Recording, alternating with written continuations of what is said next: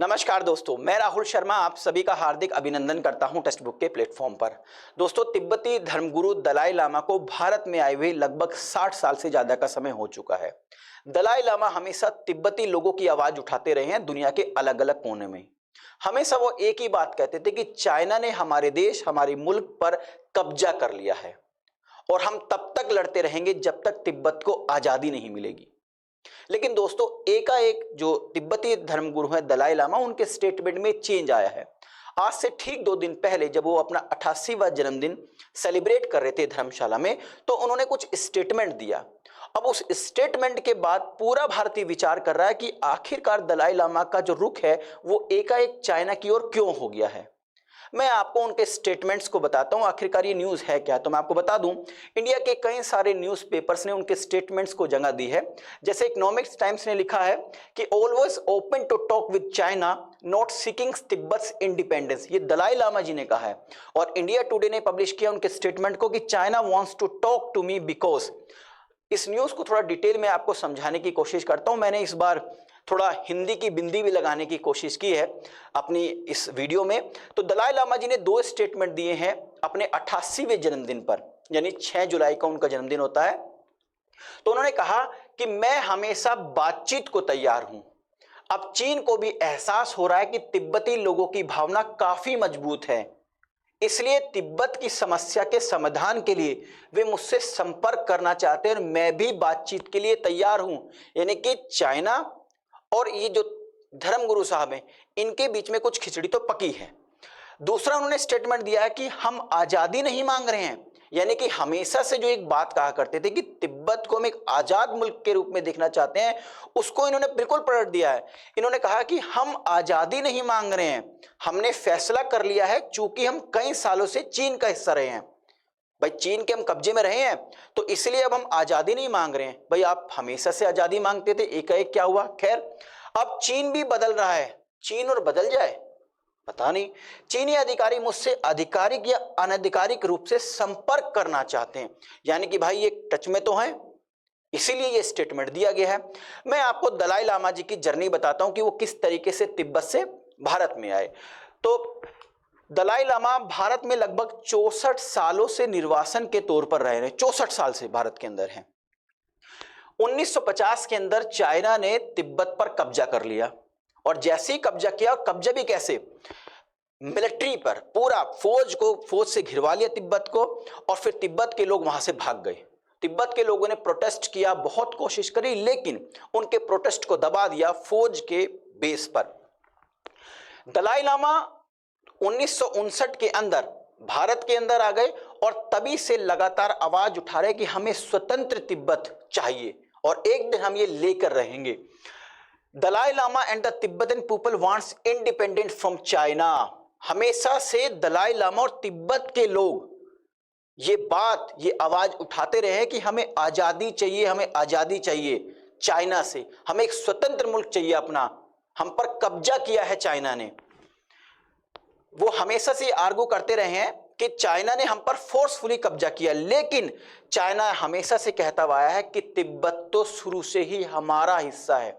जिस तरीके से चाइना का तो आपको पता है, चाइना जिस देश से अपना बॉर्डर लगाया हुआ है, जिससे भी उसका बॉर्डर शेयर है, उनसे हमें उन देशों को हमेशा कहता है कि ये भी मेरा हिस्सा, ये भी मेरा हिस्सा है। जैसे भारत के अरुणाचल प्रदेश को भी कहता है, उधर आपको पता है एक्साइज चीन वाला हिस्सा कब्जे में किया हुआ है। अब किसी के घर में आप आके कब्जा कर लो, इसका मतलब ये थोड़ी है कि वो घर तुम्हारा हो जाएगा। खैर, जब मौका लगेगा तो हम वापस ले लेंगे। तो देख रहे हैं, ये एक जर्नी थी दलाई लामा जी की। अब ये जो स्टेटमेंट दिया है दलाई लामा जी ने आज से ठीक 2 दिन पहले, क्या ये एकाएक दे दिया है? नहीं, खिचड़ी बहुत दिन से पक रही है।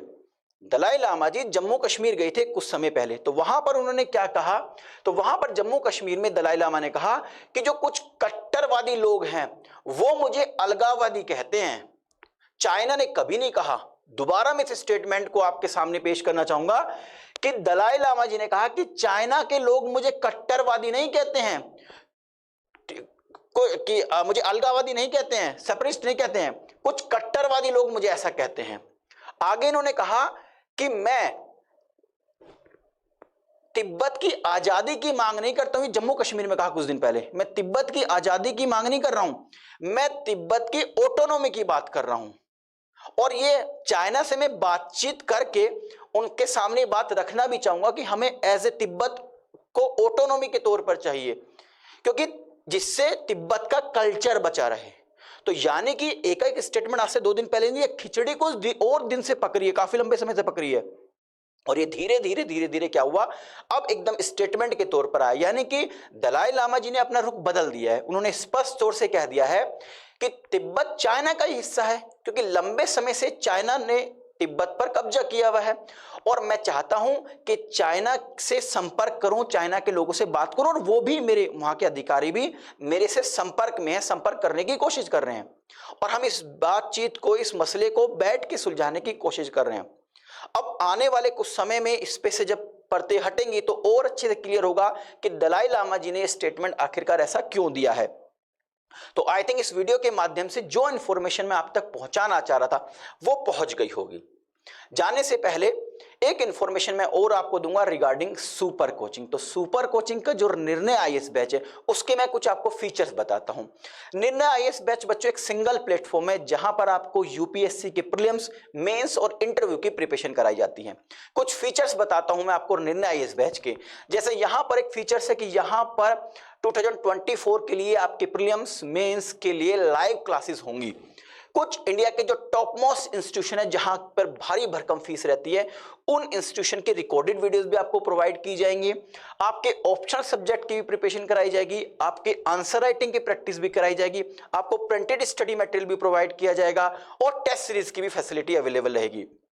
अब आप सोच रहे होंगे इसकी फीस कितनी है, तो मैं आपको बता दूं दोस्तों, निर्णय आईएएस बैच की जो 12 मंथ्स का सब्सक्रिप्शन है जिसमें आपको पीटी, मेंस, इंटरव्यू की प्रिपरेशन कराई जाएगी, उसकी फीस है दोस्तों 91,999 रुपए। अगर आप मेरा कूपन कोड आर शर्मा इस्तेमाल करते हैं तो आपको डिस्काउंट मिलेगा और आपकी फीस हो जाएगी 41,249 रुपए। यानी 41,249 रुपए में दोस्तों आप निर्णय आईएएस बैच का सब्सक्रिप्शन ले सकते हैं।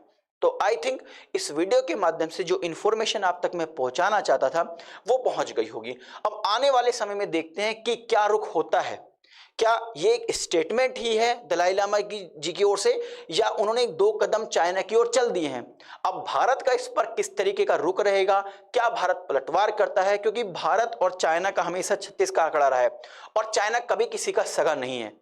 अगर चाइना के और दलाई लामा जी का आपस में संपर्क है तो डेफिनेटली कुछ ना कुछ गड़बड़ जरूर होगा, क्योंकि चाइना किसी का सगा नहीं है, ना वो दलाई लामा जी का है ना ही भारत का। वो हमेशा अपना मतलब देखता है और वो दुनिया पर कब्जा करना चाहता है, चाहे उसका BRI प्रोजेक्ट हो या और भी डिफरेंट प्रोजेक्ट हो।